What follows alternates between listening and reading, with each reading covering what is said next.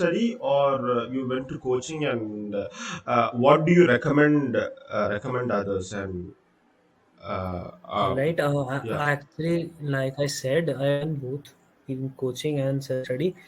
But in that year that I qualified, I studied on my own. I did self-study, and if you ask for my recommendation, I think I recommend you all to go with self-study, because with the type of pattern that question paper is coming in, the questions aren't that difficult, and they aren't very out of NCRT right now.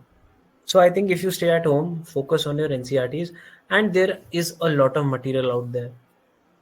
Even your app, it is an amazing app. I actually tried it. What you guys are doing, I love that, because you're actually taking every line and putting a question on that. So that's good. I would say please go for self-study. Great. Amazing. So